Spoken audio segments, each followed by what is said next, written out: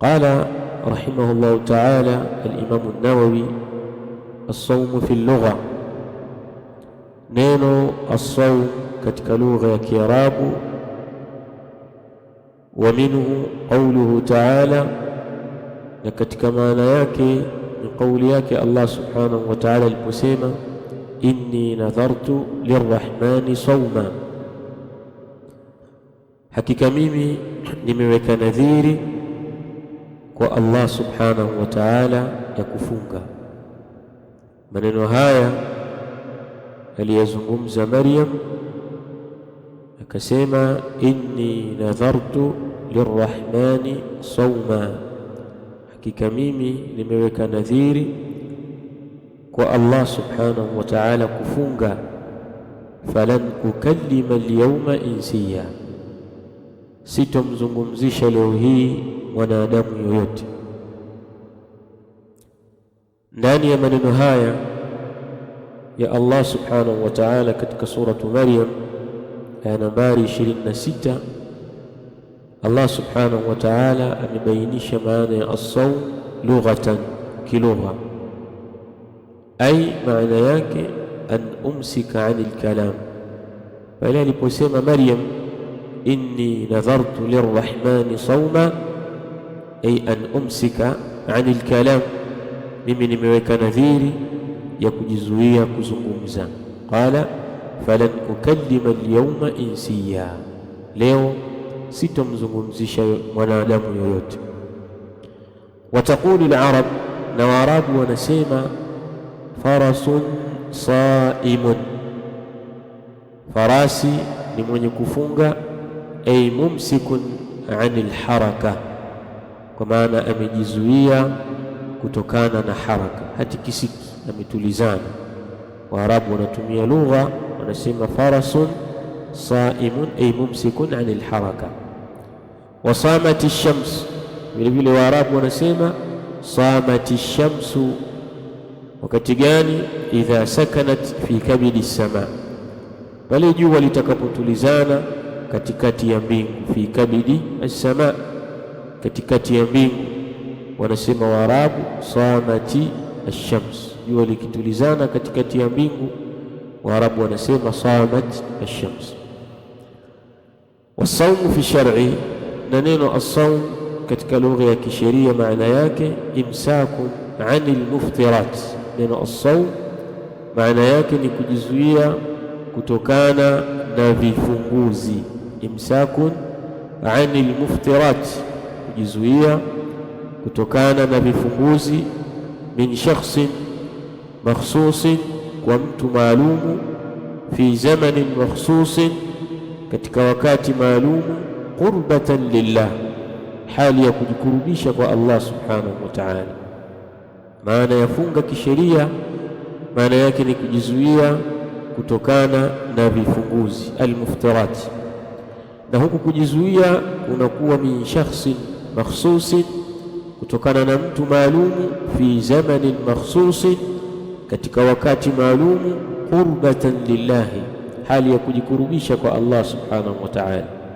Kumbe funga kisheria imebeba mambo manne. Jambo la kwanza al-imsak anil mufattirat au muftirat, kujizuia kutokana na vifunguzi. Huku kujizuia kunakuwa kwa nani? Jambo la pili, min shakhsin makhsusin, kwa mtu maalum. Jambo la pili katika taarifu ya as-sawm shar'an, inatakiwa awepo mtu maalum ambaye amejizuia kutokana na hivyo vifunguzi. Qala fi zamanin makhsusin. Thalithan fi zamanin makhsusin, katika wakati maalum. Kumbe huku kujizuia kwa mtu maalum kunakuwa katika wakati maalum. Na jambo la nne, qurbatan lillah, hali ya kujikurubisha kwa Allah subhanahu wa ta'ala. Qala al-musannif rahimahullah: muhtarazatu at-ta'rif, muhtarazat at-tahrif, kwa maana vizuizi vya maana. Kuna vitu ambavyo vimeizuia maana hii kiasi ambacho hakuna vingine vinaweza kuingia katika maana hii. Akiwa anafafanua taarifu ambayo tumetanguliza kuitaja, as-sawmu fi shar'i imsakun 'anil muftirat au imsakun 'anil mufattirat min shakhsin makhsusin fi zamanin makhsusin qurbatan lillah.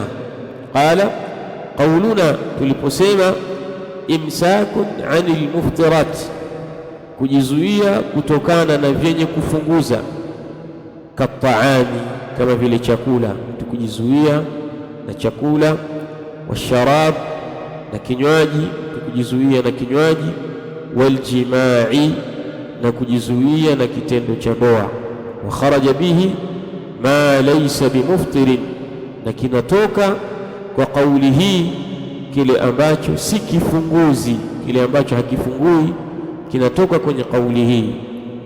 Ka arriqi, kama vile mate hayafunguzi. Wa athari almai min almadmadati fi alwudui, na athari ya maji yanayotokana na kuweka maji mdomoni katika udhu, yale maji yanayobakia na ile athari inayobakia ya maji katika kinywa cha Muislamu pale atakapotawadha, hiki si katika kifunguzi. Wa qawluna, na qawli yetu, min shakhsin makhsusin, kwa mtu maalum, ay muslimin, mtu ambaye ni Muislamu, aqilin, mwenye akili, tahirin, aliye tahara. Iliposema min shakhsin makhsusin, panakusudiwa hadha shakhs muslim, huyo mtu ni Muislamu, aqil, ni mwenye akili, tahir, ambaye yuko tahara. Qala wa kharaja bilmuslimi alkafiru, na anatoka kwa kupitia neno almuslim mtu ambaye ni kafir. Kafiri haingii katika neno almuslim. Fa innahu, kwani hakika yake kafiri, la yutalabu bisawmi, haamrishwi kufunga, hata yuslima lillahi taala, mpaka pale atakapojisilimisha, atakaposilimu kwa ajili ya Allah subhanahu wa ta'ala. Lakinahu muakhadhun alayhi yawm alqiyama, lakini kafiri huyu ni mwenye kuadhibiwa juu yake siku ya Kiyama kwa sababu ya kuacha ibada ya as-siyam. Qala walau sama hala al-kufri, na lau atafunga hali ya ukafiri wake, yani mtu kafiri lakini akaonelea afunge, mtu kafiri ambaye si Muislamu lakini akaona kwamba mimi ngoja nifunge. Qala lam yasihha minhu, haitosihi kwake funga. Kafiri akifunga, lam yasihha sawmah, haitofunga, lam yasihha sawmuhu, haitosihi funga yake. Liqaulihi ta'ala, wa qauli yake Allah subhanahu wa ta'ala katika suratu at-Tauba, pale aliposema Allah subhanahu wa ta'ala, wama mana'ahum an tuqbala minhum nafaqatuhum illa annahum kafaru billahi wa birasulihi. Naam, anasema Allah subhanahu wa ta'ala, wama mana'ahum, na hakuna ambacho kimewazuia wao, an tuqbala minhum nafaqatuhum, kukubaliwa zile sadaka zao hao makafiri, illa, isipokuwa, annahum kafaru billahi wa birasulihi, hakika wao wamemkufuru Allah na wamemkufuru mtume wake sallallahu alaihi wasallam. Kwa kitendo cha wao kumkufuru Allah na kumkufuru mtume sallallahu alaihi wasallam ikawa ni sababu ya wao matendo yao kutokukubaliwa na Allah subhanahu wa ta'ala. Qala wa yalhaqu bin nafaqa, na huunganishwa na an-nafaqa, maana as-sadaqa, ghayruha, kile ambacho ni kingine kinyume na an-nafaqa, min anwa'i al-ibada, katika aina nyingine za ibada. Wa min tilkum al-ibadat as-siyam, na miongoni mwa hizo ibada ni ibada ya as-siyam. Qala wa kharaja bil aqil, na ametoka vile vile kwa kupitia neno aqil, ametoka vile vile al-majnun, mwenda wazimu, wasabiyu, kadhalika na mtoto mdogo, ghairu al-mumayyiz, ambaye hawezi kupambanua. Ametoka kupitia neno al-aqil, al-majnun, mtu ambaye ni mwenda wazimu, ghairu wasabiyu, na mtoto mdogo, ghairu al-mumayyiz, ambaye hawezi kupambanua.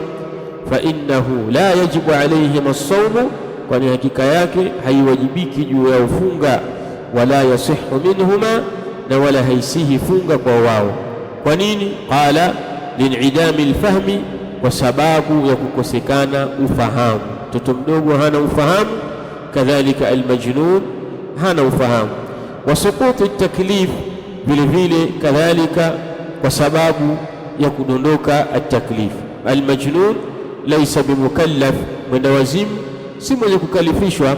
Wa kadhalika as-sabi laysa bimukallaf, vivyo hivyo mtoto mdogo si mwenye kukalifishwa na sharia. Qala fa an Ali radiyallahu anhu, kutoka kwa Ali ibn Abi Talib radiyallahu anhu, عن النبي صلى الله عليه وسلم، متوم صلى الله عليه وسلم amesema رفع القلم عن ثلاثة، kalamu imenyanyuliwa kunako watu wa aina tatu. رفع القلم عن ثلاثة، kalamu imenyanyuliwa kunako watu wa aina tatu.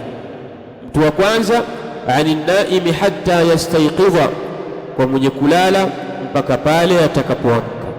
Yule mwenye kulala kalamu ya kuandika madhambi haiandiki kwake yeye, hatta yastayqidha, mpaka pale atakapoamka.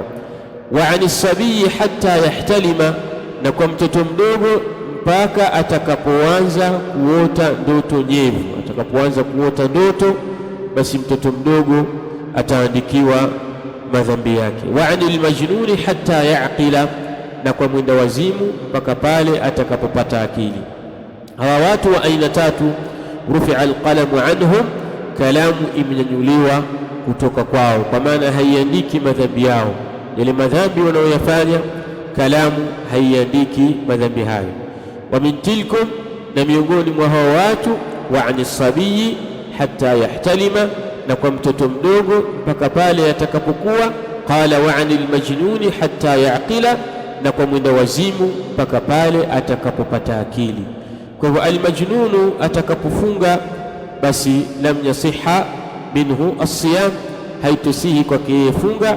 Wa kadhalika as-sabi lam yasiha minhu as-siyam, haitusihi kwake yeye funga. Qala wa kharaja bit-tahiri al-haidhu, na ametoka kwa neno at-tahir mtu ambaye ni al-haidhu, mwanamke ambaye ni mwenye hedhi, wa nufasau, na mwanamke mwenye nifasi. Qala fala yajibu alayhim as-sawm, haiwajibiki juu ya ufunga, hala udhrihima, hali ya udhuru wao, pale watakapokuwa na udhuru wa alhaidhu au udhuru wa annifasu, basi funga haitosihi na haitowajibika kwa wao. Walau samata, na lau watafunga, lam yasiha minhuma sawmun, haitosihi kwa wao funga haitosihi kwa wao hata kama watu hao watafunga. Lihadithi Abi Sa'id al-Khudri, kwa hadithi ya as-sahabi al-jalil Abu Sa'id al-Khudri radiyallahu ta'ala anhu, qala kharaja Rasulullah sallallahu alayhi wasallam, alitoka mtume wa Allah sallallahu alayhi wasallam, fi adha au fi fitrin, mtume alitoka katika idi ya al-adha au katika idi ya fitri, ila al-musalla, kuelekea katika al-musalla, yani musalla al-Eid. Qala famarra ala an-nisa'i, mtume akapita kwa wanawake, faqala, kisha mtume akasema, ya ma'shara an-nisa'i, enyi kongamano la wanawake. Mtume yakhutub ala an-nisa', anawakhutubia wanawake, anawaambia ya ma'shara an-nisa', enyi kongamano la wanawake, tasaddaqna, toeni sadaka, fa inni uritukunna akthara ahli an-nar, kwani hakika mimi nimeonyeshwa nyinyi ni wengi katika watu wa motoni. Tumewaambia wanawake, fa inni uritukunna, kwani hakika mimi nimeonyeshwa nyinyi kuwa ni wengi katika watu wa motoni. Faqulna, wakasema wanawake, wa bima ya Rasulullah, na kwa nini ewe mtume wa Allah sisi tukawa ni wengi katika watu wa motoni? Bima ya Rasulullah, qala, mtume akasema, tukthirna al-la'na, ninyi wanawake mnakithirisha sana al-la'na. Tukthirna al-la'na, mnakithirisha sana al-la'na, yani mnakithirisha kuwalaani watu. Kidogo tu tayari mmeshalani. Wa takfurna al-ashira, kadhalika mnakufuru neema. Takfurna al-ashira, mnakufuru ihsani ya mume pale mume anapokufanyieni ihsani au waume wanapokufanyieni ihsani, ninyi mnazikufurisha ihsani zao. Qala, kisha Mtume akasema, ma raaitu min naqisati aqlin wa dinin, sijapatapo kumuona mtu ambaye ni naqisat aqlin wa din, ni mpungufu wa akili na dini, adhhaba lirubbi rijali alhazim, ambaye ni mwenye kuondosha akili ya mwanaume mwenye akili tamamu, min ihda kunna, kulikoni mmoja wenu. Kulna, tukasema, wanasema kisha wakasema wanawake, wama nuqsanu dinina, na ni upi upungufu wa dini yetu? Wama nuqsanu dinina, ni upi upungufu wa dini yetu? Wa aqlina, na akili yetu. Ya Rasulullah, ewe Mtume wa Allah. Qala, Mtume akasema, alaysa shahadatu almar'a, je, haukuwa ushahidi wa mwanamke mithla nisfi shahadati rajul, ni mfano wa nusu ya ushahidi wa mwanaume? Alaysa shahadatu almar'a, je, haukuwa ushahidi wa mwanamke mithla nisfi shahadati rajuli, ni mfano wa nusu ya ushahidi wa mwanaume? Kwa maana mwanaume mmoja ni sawa na wanawake wawili. Anapoenda kutoa ushahidi mwanaume mmoja, akikosekana mwanaume mmoja, basi watakuja wanawake wawili. Kwa hivyo ushuhuda wa mwanaume mmoja ni kama nusu ya wanawake wawili ni sawa na mwanaume mmoja. Kwa hivyo ushuhuda wa mwanaume mmoja, anasema Mtume, alaysa shahadatu almar'a, hivi haukuwa ushahidi wa mwanamke nisfu shahadati rajul, ni nusu ya ushuhuda wa mwanaume. Kwa maana mwanamke mmoja ni kama nusu, mpaka wao wawili ndio wanakuwa kitu tamamu. Qala, nasema qulna bala, tukasema, wakasema wakina mama, ndiyo ewe Mtume wa Allah. Qala, Mtume akasema, fadhalika min nuqsani aqliha, huko ni katika kupungua akili yake mwanamke. Akili yake mwanamke imepungua katika ushahidi, si kwa maana akili yake ni pungufu katika mambo mengine, la hasha wa kalla, bali kinachokusudiwa katika upungufu wa akili yake mwanamke ni katika upande wa ushahidi.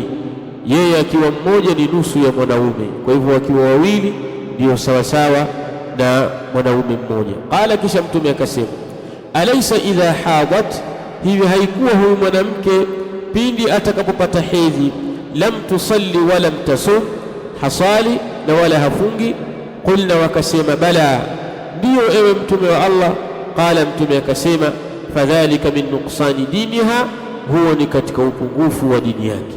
Upungufu wa dini kwa mwanamke ni pale ambapo atakapopata hedhi, lam tusalli wa lam tasum, hasali na wala hafungi. Min fawaidi hadha alhadith, miongoni mwa faida za hadithi hii, suqutu wujubi salati wassawmi, kudondoka uwajibu wa sala na funga, hala alhaidhi wan nifasi, katika hali ya hedhi na nifasi.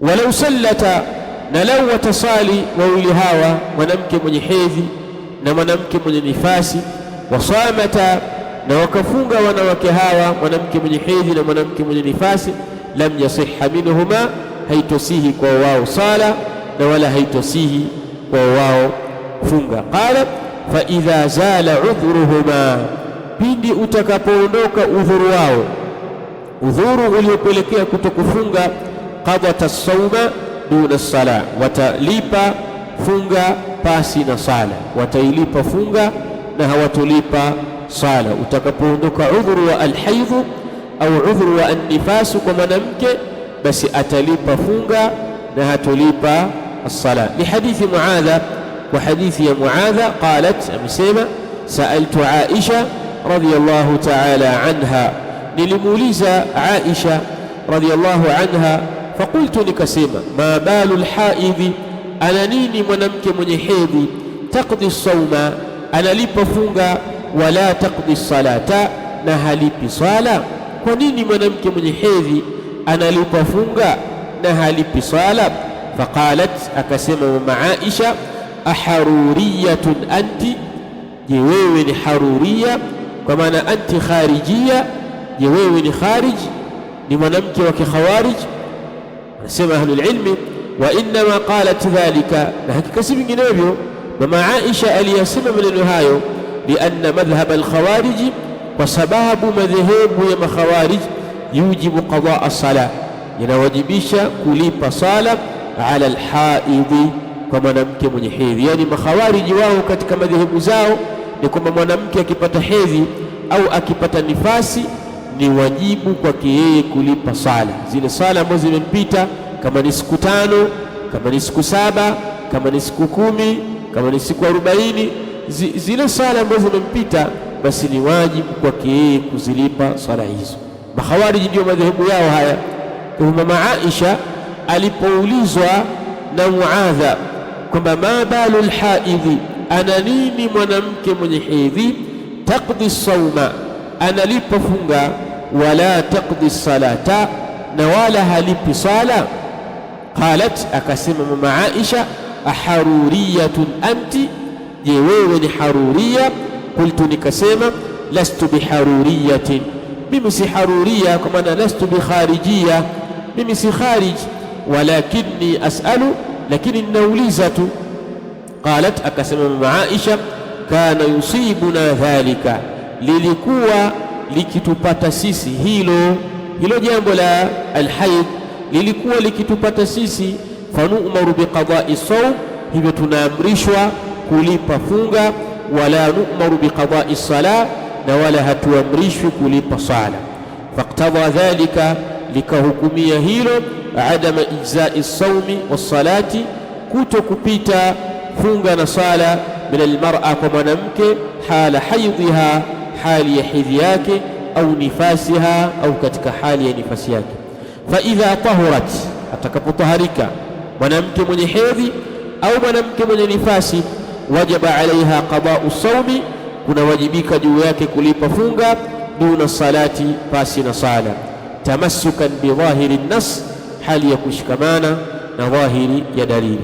Qala wa qawluna, na tuliposema fi zamanin makhsusin, katika taarifu ya as-siyam, tuliposema fi zamanin makhsusin, katika muda maalumu, huwa an-naharu, ni wakati wa mchana, min tulu'i al-fajr as-sadiq, tangu kuchomoza kwa alfajiri ya kweli, ila ghurubi shamsi, mpaka kuzama kwa jua, fi kulli ayami al-am, katika michana yote ya mwaka mzima, fi kulli ayami al-am, katika michana yote ya mwaka mzima, illa al-eidain, isipokuwa michana ambayo haifai kujizuia na kula na kunywa na vyovyote vyenye kufunguza, michana ambayo haifai kujizuia na hivyo. Al-eidain ni michana ya idi mbili, ile michana ya idi mbili, yani Eidul Fitri wa Eidul Adha, ni haramu kufunga katika michana hiyo. Wa ayyam at-tashriqi, na ni haramu vile vile kufunga katika masiku ya at-tashriq, masiku matatu ya kukausha nyama. Wa hiya al-11, nayo ni siku ya tarehe 11 katika mwezi wa Dhulhijja, wa thani 10, na siku ya tarehe 12 katika mwezi wa Dhulhijja, wa thalitha 10, na siku ya tarehe 13 katika mwezi wa Dhulhijja, min Dhulhijja. Fayahrumu sawmuha, kuna haramika kufunga masiku hayo. Ni haramu kufunga katika mchana wa Idi al-Fitri, ni haramu kufunga katika mchana wa Idul Adha, ni haramu kufunga katika ayamu tashriq, katika masiku matatu ya kukausha nyama baada Idul Adha, baada ya idi ya kuchinja. Ile siku ya tarehe 11 ni haramu kufunga, kadhalika siku ya tarehe 12 ni haramu kufunga, kadhalika siku ya tarehe 13 ni haramu kufunga.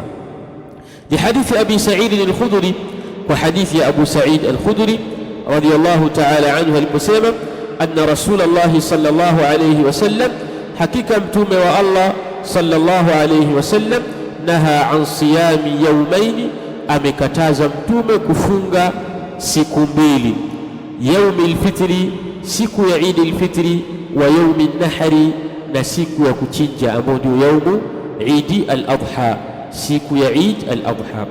Wa hadithi Abi Ubaid, kadhalika na kupitia hadithi Abi Ubaid, qala shahidtu al-Eid, nilihudhuria Eid, shahidtu al-Eid, kwa maana hadartu al-Eid, nilihudhuria al-Eid ma'a Umar, pamoja na Umar ibn al-Khattab radiyallahu ta'ala anhu. Fabadaa bisalati, akaanza na sala qabla al-khutbah, kabla ya khutba. Anaelezea kaifia ya salatu al-Eid. Umar ibn al-Khattab radiyallahu ta'ala anhu akaanza na sala qabla al-khutbah, kwa maana khutba ilifuatia baada as-salam. Thumma qala, kisha akasema, inna Rasulullah sallallahu alayhi wasallam, hakika mtume wa Allah sallallahu alayhi wasallam, naha an siyami hadhaini al-yawmaini, amekataza kufunga hizi siku mbili. Hakika mtume sallallahu alayhi wasallam, naha an siyami hadhaini al-yawmaini, amekataza kufunga hizi siku mbili. Amma yaumul adha, ama siku ya al-adha, siku ya kuchinja, fatakuluna min lahmi nusukikum, mtakula nyinyi au mnakula nyinyi katika nyama za vichinjwa vyenu. Amma yaumul adha, ama ile siku ya al-adha, fatakuluna min lahmi nusukikum, mnakula katika nyama za vichinjwa vyenu. Kwa hivyo ni haramu kufunga siku hiyo. Wa amma yaumul fitri, na ama siku ya al-fitri, fafitrukum min siyamikum, huko ni kufungua kwenu kutokana na funga yenu. Fafitrukum min siyamikum, ni kufungua kwenu kutokana na funga yenu. Kwa hivyo ni haramu kufunga siku ya al-fitr. Qala wa an ibn Ka'b ibn Malik, kutoka kwa ibn Ka'b ibn Malik an abihi, kutoka baba yake ibn Ka'b ibn Malik radiyallahu anhu, annahu haddathahu, hakika yeye alimhadithia, anna Rasulullah sallallahu alayhi wasallam, hakika mtume wa Allah sallallahu alayhi wasallam, ba'athahu wa Aws ibn al-Hadathan, alimtuma yeye na Aws ibn al-Hadathan radiyallahu anhu ayyam at-tashriq, katika masiku ya at-tashriq.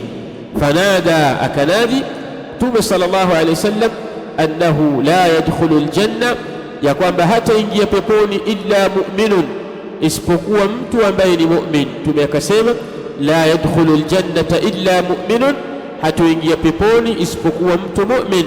Kisha akasema wa ayyamu mina ayyamu aklin wa shurbin, na masiku ya Mina ambayo ndio thalathatu ayyami at-tashriq, yale masiku matatu ya at-tashriq ambapo watu wanakuwa katika jamarat, wanapiga mawe katika zile kuta katika haji. Yale masiku matatu, al-hadi ashara wathani ashara wathalitha ashara, haya masiku matatu, qala mtume akasema ayyamu aklin wa shurbin, ni masiku ya kula na ni masiku ya kunywa. Qala wa an Sa'd ibn Abi Waqqas, na kutoka kwa Sa'd ibn Abi Waqqas radiyallahu anhu, qala li Rasulullah, aliniambia mimi mtume wa Allah sallallahu alayhi wasallam, ya Sa'd, ewe Sa'd, qum fa'adhin bimina, simama na utoe adhana katika sehemu ya Mina. Innaha, hakika yake, ayyamu aklin wa shurbin, masiku hayo ni masiku ya kula na ni masiku ya kunywa. Wala sawma fiha, na hakuna kufunga katika masiku hayo, yani thalathat ayyam at-tashriq, yale masiku matatu ya at-tashriq. Qala wa an Nushaybata al-Hudhali wa an Nubayshata al-Hudhali, na kutoka kwa Nubaysha al-Hudhali radiyallahu anhu, qala Rasulullah sallallahu alayhi wasallam, ayyamu at-tashriq ayyamu aklin wa shurbin, masiku matatu ya kukausha nyama ni masiku ya kula na kunywa. Qala wa rukhisa bisiyamihinna limuhrimin binusukin at-tamattu' aw al-qiran. Naam, qala wa rukhisa, na ameruhusiwa bisiyamihinna, kuyafunga masiku hayo matatu, ameruhusiwa kuyafunga masiku hayo matatu, limuhrimin binusuki tamattu'in, yule ambaye atahirimia ibada ya at-tamattu'i katika haji, au qiranin, au ibada ya al-qiran, atakayehirimia ibada ya at-tamattu', ibada ya kuanza na umra kisha akaenda kustarehe, akaja kurudi tena katika ibada ya haji siku ya tarehe 8, siku ya tarehe 8 yaumu tarwiya, huyo anaambiwa amefanya ibada inaitwa ibada ya at-tamattu'. Sasa huyu aliyefanya ibada ya at-tamattu' au aliyefanya ibada ya al-qiran, akaambatanisha umra pamoja na hija, katika wakati mmoja pasi na kustarehe katikati, amemaliza umra akaingia katika ibada ya hija ambayo alihiji Mtume sallallahu alayhi wasallam, hija ya alqiran.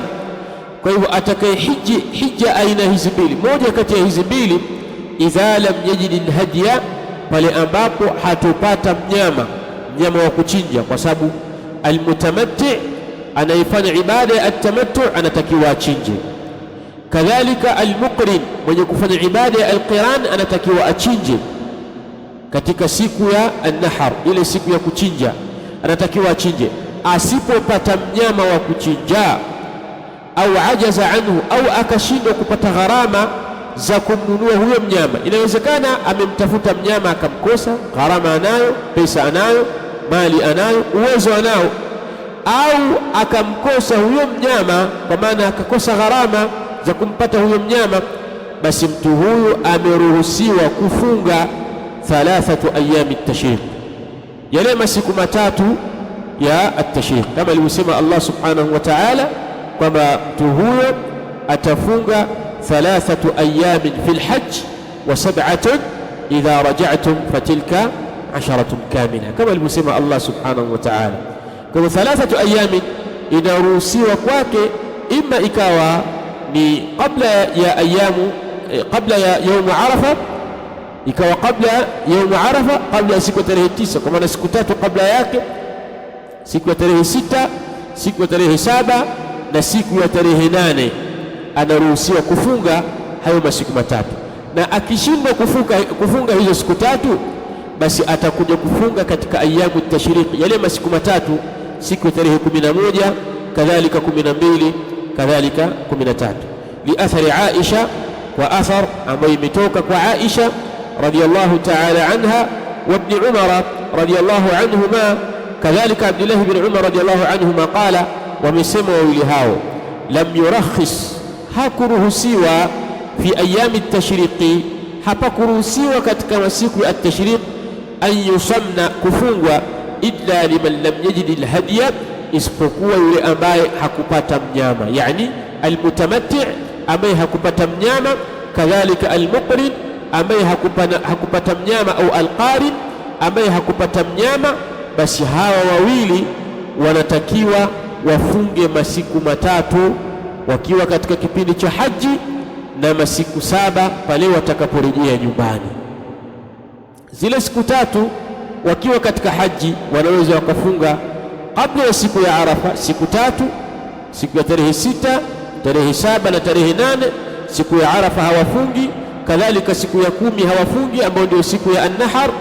Kisha watakuja kufunga tena, kama wameshindwa kufunga masiku hayo, basi watakuja kufunga siku ya tarehe 11, kadhalika siku ya tarehe 12, kadhalika siku ya tarehe 13, ambayo ndio ayamu Mina.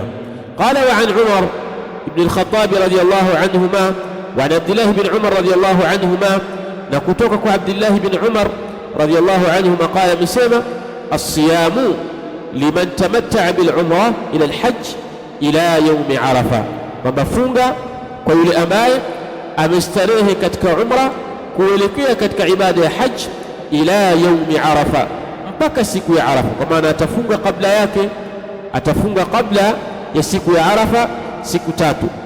Mtu gani? Pale ambapo fa in lam yajid hadiyan, ikiwa hatopata mnyama, walam yasum, na hakufunga, sama ayyama Mina, atafunga ile masiku ya Mina, kwa maana siku ya tarehe 11 na siku ya tarehe 12 na siku ya tarehe 13. Qala wa kharaja bizamani almakhsus, na pametoka vile vile kwa kauli ya zaman almakhsus, muda maalum, ifradu yaumi aljum'a, imetolewa vile vile kuipokesha siku ya aljum'a bisiyam. Haifai kufunga siku ya Ijumaa yenyewe, yani kuipokesha siku ya Ijumaa kwa funga, haifai. Wasabti, kadhalika siku ya Jumamosi, kuipokesha siku ya Jumamosi kwa funga, haifai. Wa nisfu thani min Shaabana, na nusu ya pili katika mwezi wa Shaaban, yani pale ambapo itakapoingia nusu ya pili ya mwezi wa Shaaban, haifai mtu kufunga kama alikuwa hajafunga kabla ya hapo. Wa yaumu shak, Kadhalika imetoka vile vile yaumu ashak, siku ya 30 katika mwezi wa Shaaban, siku ambayo watu wanautazama mwezi. Kuifunga siku hii vile vile imekatazwa na sharia ya Uislamu, lighairi dhil ada, lakini haya yote yamekatazwa kwa yule ambaye si mwenye ada. Yule ambaye si mwenye ada, ambaye hana desturi maalumu ya yeye kufunga. Kama ana desturi maalumu ya kufunga, halafu funga yake hiyo ambayo yeye ameizoea ikaangukia siku ya Ijumaa, anaruhusiwa kufunga. Funga yake hiyo ikaangukia siku ya Jumamosi, anaruhusiwa kufunga. Funga yake ikaangukia baada ya kupinduka nusu ya Shaaban, anaruhusiwa kufunga. Funga yake ikaangukia yaumu shak, ataruhusiwa kufunga. Fa innahu yukrahu saumuha, hakika yake ni makruhi kufunga Ijumaa peke yake, kufunga Jumamosi peke yake, kufunga pale ambapo utapinduka mwezi wa Shaabani nusu yake, kufunga yaumu shaki ni makruhi kufunga masiku hayo. Wakadhalika yaumu Arafa lilhaj, na vile vile inatoka siku ya Arafa kuifunga kwa wale ambao ni mahujaji wako katika viwanja vya haji.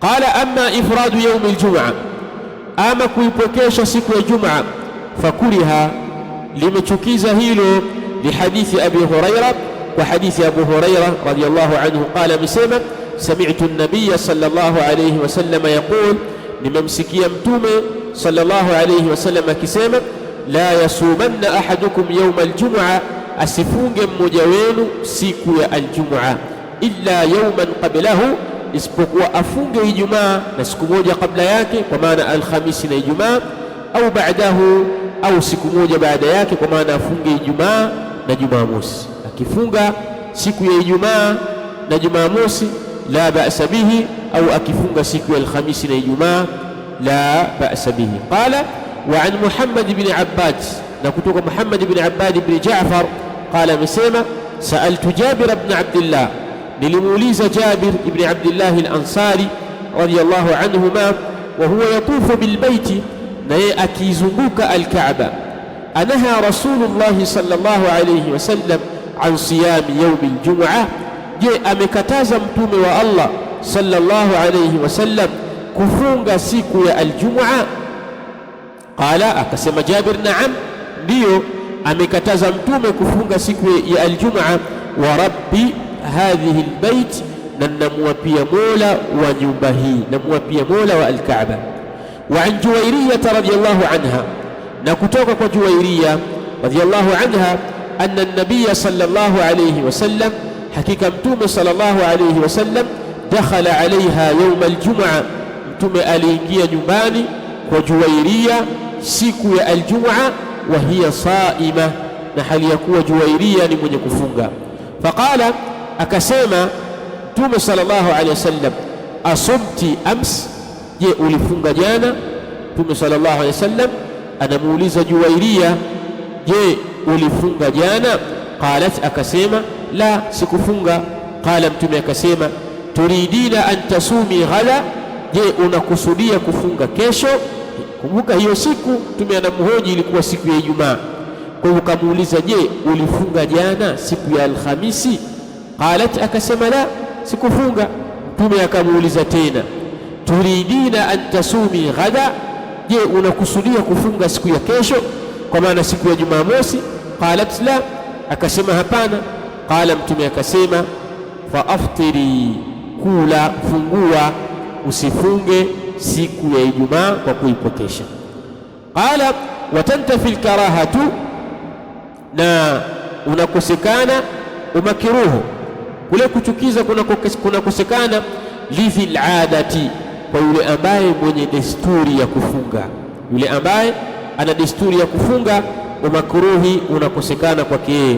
Li hadithi Abi Huraira, wa hadithi Abu Huraira radiyallahu ta'ala anhu qala, عن النبي صلى الله عليه وسلم قال, mtume amesema, la takhtassu laylata aljum'ati biqiyamin min baini allayali, msiuhusishe usiku wa aljum'a.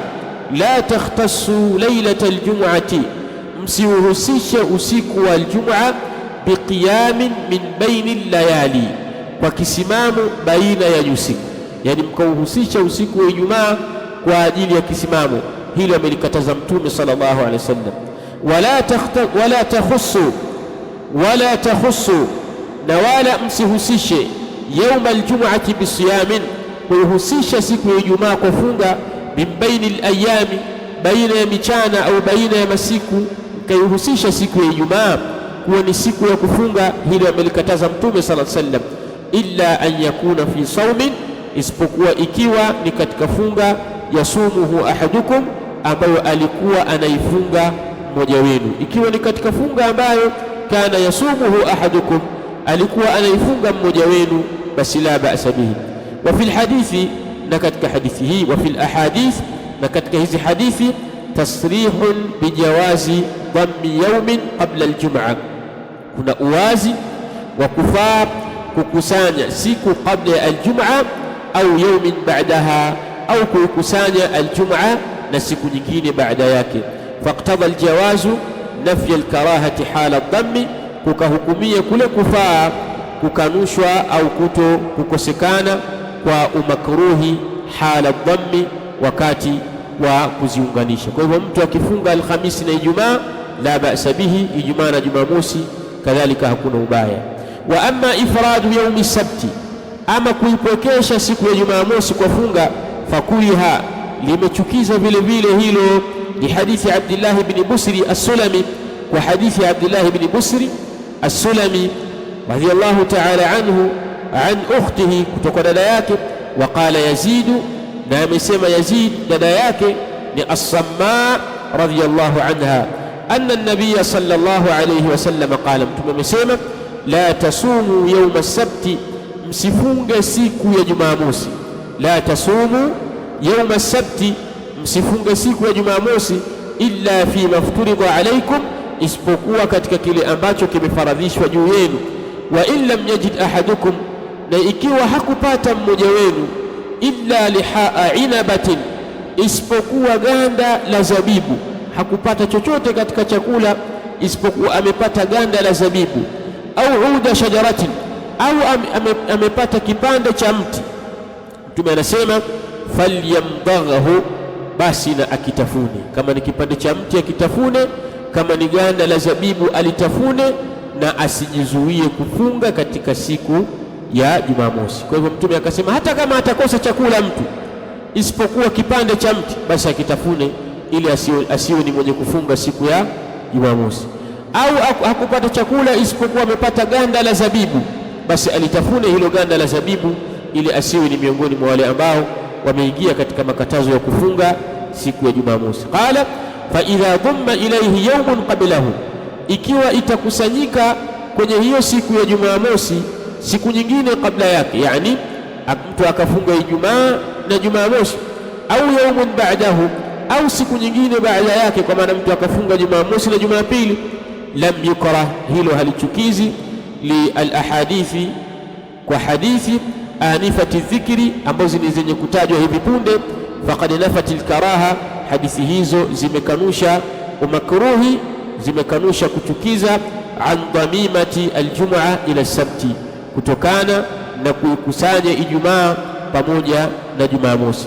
Watantafi alkarahatu, na kunakosekana kuchukiza, lidhil adati, kwa yule ambaye ni mwenye desturi ya kufunga, ana mazoea ya kufunga siku moja anafungua, anafunga siku moja anafungua, akajikuta siku ya kufunga imedondokea siku ya Jumamosi, umakruhi vile vile unakosekana katika hilo. Qiyasan ala aljum'ati, kwa kutilia qiyasi kwenye Ijumaa, athabiti, ambayo ni kwenye kuthibiti, bihadithi Abi Huraira, wa hadithi Abu Huraira radhiyallahu anhu an an-nabiy sallallahu alayhi wasallam, Mtume sallallahu alayhi wasallam amesema la takhtassu lailata aljum'ati biqiyamin, msihusishe usiku wa Ijumaa na kisimamo maalumu, min baini layali, baina ya usiku. Wala takhussu yawma aljum'a, na wala msiuhusishe mchana wa aljum'a bisiyamin, kwa kufunga, min baini alayami, baina ya michana, illa an yakuna fi sawmin, isipokuwa kuwe katika funga, yasumuhu ahadukum, ambayo anafunga mmoja wenu. kama lau kana yasumu yawman, kama vile ambavyo lau kama angekuwa mtu huyo anafunga siku moja, wa yuftiru yawman, na anafuturu siku moja, fawafaqa yawmu sawmihi, ikafiki ile siku ya funga yake, yawma jum'atin, ikafiki siku ya Ijumaa, fala karahata, hakuna kuchukiza katika hilo, walyamdi fi adatihi, na aendelee katika desturi yake. Wa amma nisfu athani min Sha'ban, ama nusu ya pili katika mwezi wa Sha'ban, lighairi dhil ada, kwa ambaye hana desturi ya kufunga, fakuriha, kadhalika limechukiza hilo, lihadithi Abi Huraira, wa hadithi Abu Huraira radiyallahu ta'ala anhu, anna Rasulullah sallallahu alayhi wasallam qala, hakika mtume wa Allah sallallahu alayhi wasallam amesema, idha intasafa Sha'banu, pindi itakapoingia nusu ya Sha'ban, fala tasumu, msifunge. Itakapoingia nusu ya Sha'ban, fala tasumu, msifunge.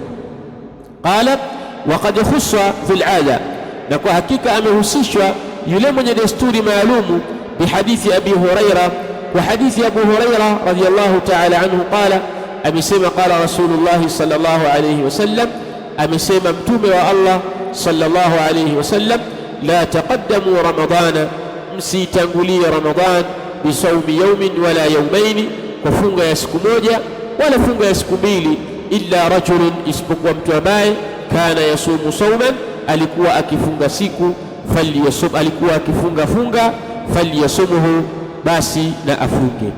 Faadhana bisiyami, mtume akaidhinisha kufunga, fi Sha'bana kulli, katika Sha'bani yote, lilmu'tadi, kwa yule ambaye ni mwenye desturi na mwenye mazoea ya kufunga.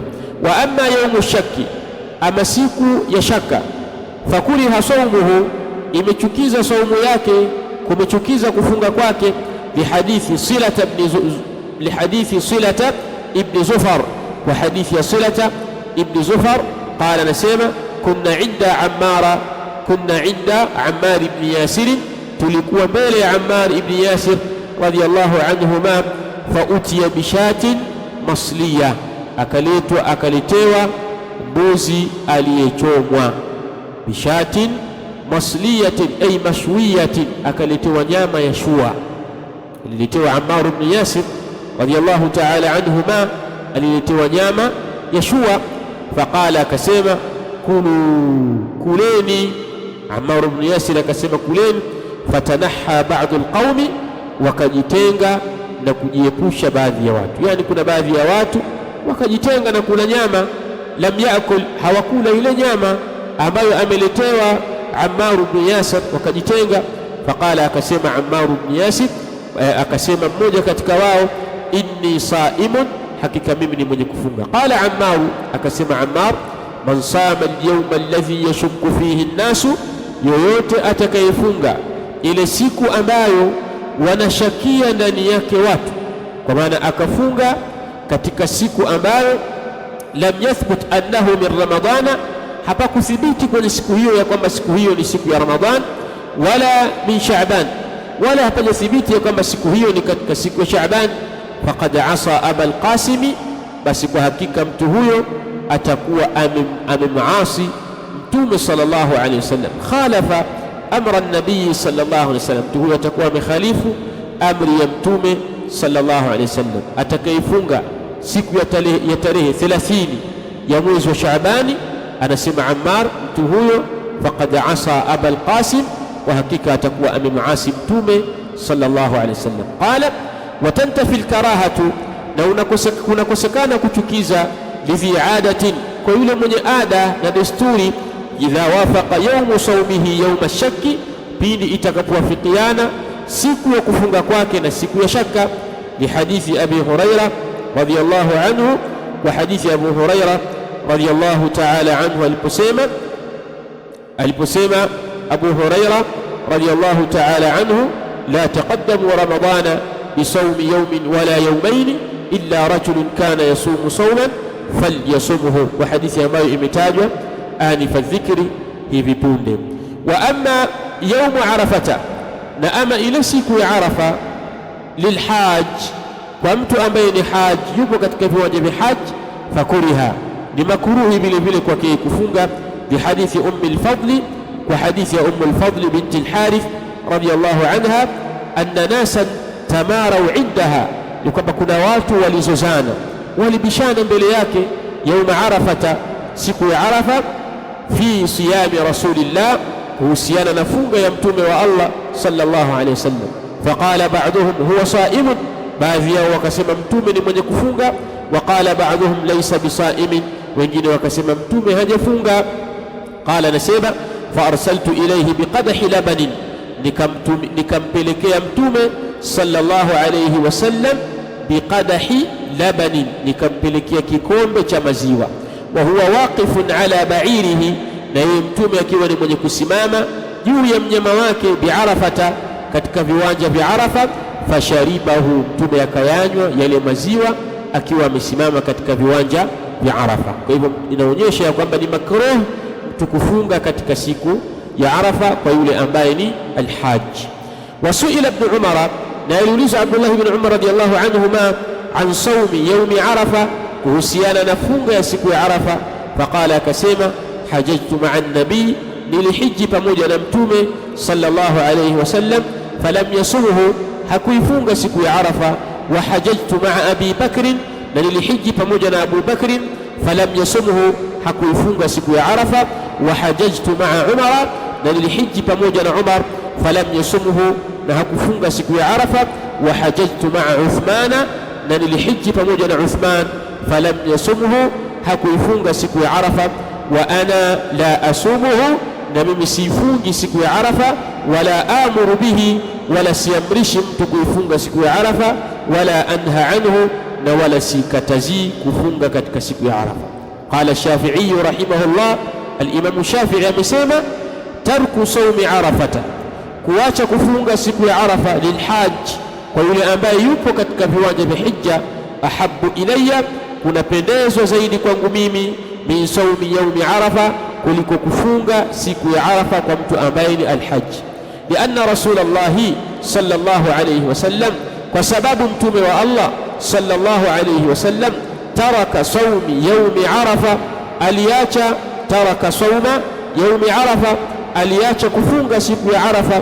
Falkhairu fi kulli ma sanaa Rasulullah, khairi ipo katika kile ambacho amekifanya mtume wa Allah sallallahu alayhi wasallam. Lianna almuftira aqwa fi du'a, kwa sababu yule ambaye mwenye kufungua ni mwenye nguvu zaidi katika dua min as-saimi, kuliko ni mwenye kufunga. Wa afdalu du'ai du'au yawmi Arafa, na bora ya dua ni ile dua inayoombwa katika siku ya Arafa. Qala wa qawluna, na kauli yetu tuliposema qurbatan lillah, hali ya kujikurubisha kwa Allah subhanahu wa ta'ala. Kharaja bihi siyamu alhimya, imetoka kwa kupitia kauli hiyo funga ya diet, funga ya mtu kula kwa nidhamu na utaratibu maalum, imetoka katika neno qurbatan lillah. Kadhalika walistishfa, na funga ya kimatabibu au ya kitabibu, funga ambayo mtu anafunga kwa ajili ya tiba, hiyo kadhalika imetoka katika neno qurbatan lillah. Kadhalika wasiyamu arrujim, kadhalika funga ya maradhi, funga ambayo mtu anafunga lengo na makusudio ya kufunga takhfifu alwazni, kupunguza uzito, kadhalika imetoka funga hii katika kupitia neno qurbatan lillah. Fa inna siyamu adatin, kwani hakika funga ya mazoea, yani funga ambayo mtu anaifunga adatan, kwa mazoea, laysa ibadatan, funga hiyo siyo ibada. Wallahu ta'ala a'la wa a'lam. Wa sallallahu ala nabiyina Muhammad wa alihi wa sahbihi wa sallam. Naktafi huna, leo tumejifunza maana ya funga, na kesho insha Allah ta'ala bi'aunillahi jalla wa ala tutaendelea na fadla min fadail as-siyam, fadila miongoni mwa fadila za funga. Naktafi huna, tuingie katika